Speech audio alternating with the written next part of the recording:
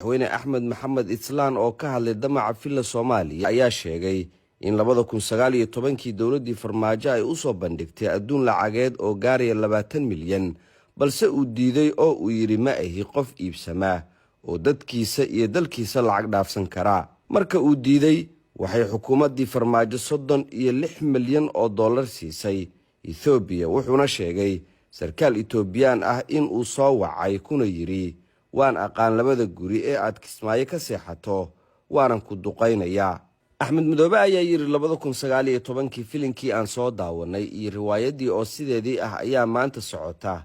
waxaase ka sii xun oo la yaab ah in Ilyas Gaboose oo ina adeerkay ah oo 3 maalin ka hor inta uusan xamar ka soo bixin igu lahaa doorashada hal maalin ha ku darin in la soo tashkiiliyay laguna yiri adaa madaxweyne Jubbaland ah majufudayda ayaa iskala Jubbaland Soomaali kale ma joogto miya. 2019 raggii saaxiibaday ahaa oo ay Seraar iyo Xidig horseed u yihiin ayaa Kismaayo madaxweyne kaga dhawaaqay waan isxakameeyay ee filla Soomaaliya waxay ku tala gashay in Kismaayo dhiig ku daato.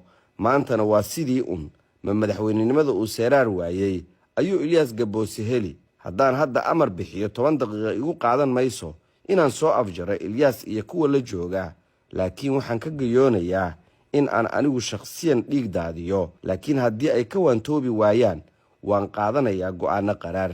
dal iyo dad aan naqaano oo aan ku tacabnay dhiiggeena nin meel kale oga yimid oga hibaysan mayno. marnaba ma dhacaysa in la gorgoriyo amniga Jubbaland ayuu yiri madaxweyne Axmed Maxamed Islaan Axmed Madoobe.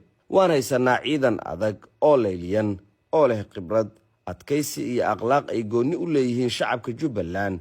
ciidanka aad ku seexateen amniga ay dhaliyeen madax aan dayicin amaanadiina oo aan gadmin oo aan baqin ayaa hareeraha idinka ah.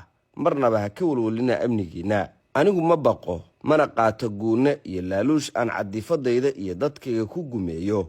wiilasha reer Jubbaland ee Xasan Sheekh Maxamuud mustacmalka u ah iyaga waxba inagama dhaxeeyo, ismana hayno, dagaalkana kuma qaadayno ee waxaan isaynaa waa Xasan oo dalka 19 ku celinaya ayuu yiri Axmed Maxamed Islaan Axmed Madoobe.